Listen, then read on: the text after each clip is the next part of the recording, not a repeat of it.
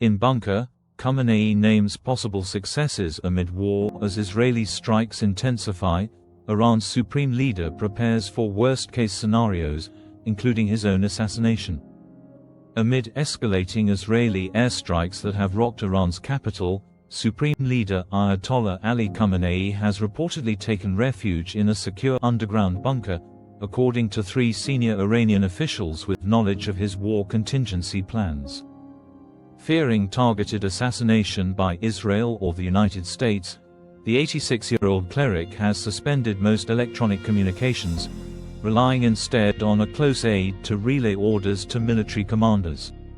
The decision reflects both the severity of the threat and Khamenei's determination to maintain control of the Islamic Republic during its most volatile moment in decades. Contingency plans for military and political succession.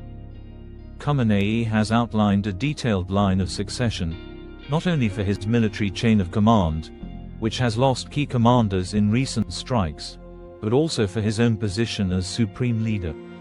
In an unprecedented step, he has submitted the names of 3 senior clerics to the Assembly of Experts, the body responsible for selecting Iran's next leader, in case of his death. The top priority is preservation of the state, said Iran expert Vali Nasser. It is all calculated and pragmatic. This move is seen as a stark acknowledgement of the existential crisis Iran now faces following a week of Israeli assaults, the most intense since the Iran-Iraq War of the 1980s. War's toll on Tehran, a city under siege. Since Israeli forces launched surprise attacks last Friday, Tehran has been battered with airstrikes that have killed hundreds and injured thousands. Targets have included military bases, nuclear facilities, and even the homes of high-ranking commanders. The scale of destruction in just a few days is reportedly greater than what Saddam Hussein inflicted on the city during 8 years of war. Israel's strikes have killed top Iranian military officials and exposed deep flaws in Iran's security and intelligence networks.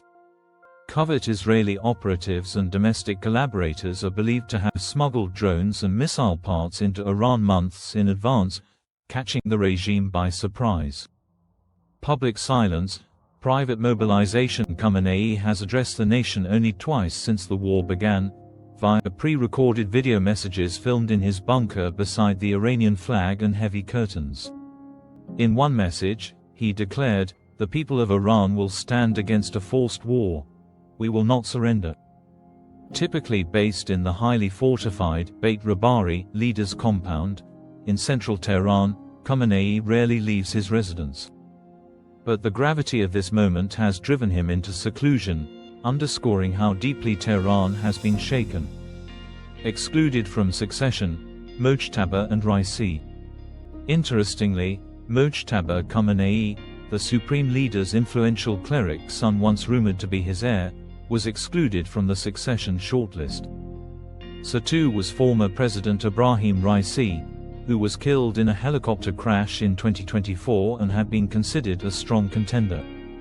This suggests Khamenei is prioritizing institutional stability over dynastic continuity or personal loyalties. Iran fights a two-front war.